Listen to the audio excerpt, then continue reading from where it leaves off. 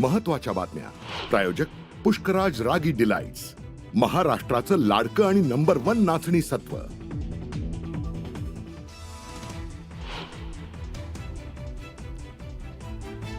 नागपूर दंगलीचा सूत्रधार फहीम खानच्या घरावर बुलडोझर, 2 जेसीबीच्या मदतीने बुलडोझरची कारवाई.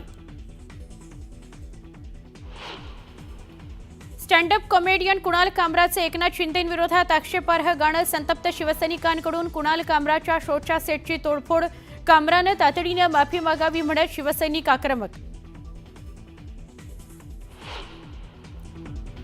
कुणाल कामरा पॉंडिचेरीला गेला असल्याची सूत्रांची माहिती. शिवसैनिकांच्या संतापानंतर कामरा मुंबई बाहेर पळाला, तर वादग्रस्त गाण्यानंतर कामरा विरोधात तक्रार. अभिव्यक्ती स्वातंत्र्याचा वापर जपून करावा, तर विचार मांडताना प्रत्येकाने विचार करून बोलावं. कुणाल कामराच्या एकनाथ शिंदेंवरील गाण्यावरून अजित पवारांनी टोचले कान.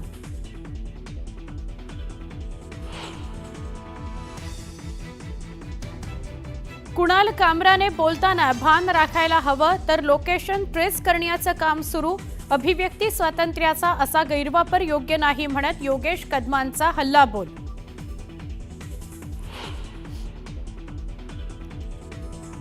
छत्रपती शिवरायांवरून जुने मुद्दे आता का काढले जात आहेत?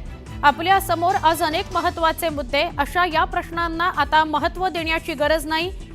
कबरीसह इतिहासकालीन मुद्द्यावरून सुरू असलेल्या वादावर अजितदादांचं परखड भाष्य. आम्ही सर्वसमावेशक अर्थसंकल्प मांडण्याचा प्रयत्न केला. अर्थसंकल्पातून राज्याला आर्थिक शिस्त लावण्याचा प्रयत्न. बजेटच्या मुद्द्यावर मुख्यमंत्री अजित पवारांचं भाष्य.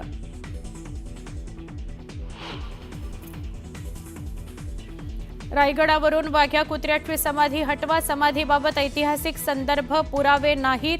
संभाजीराजे छत्रपतींचं सीएमना पत्र. 31 मे पर्यंत समाधी हटवण्याची मागणी.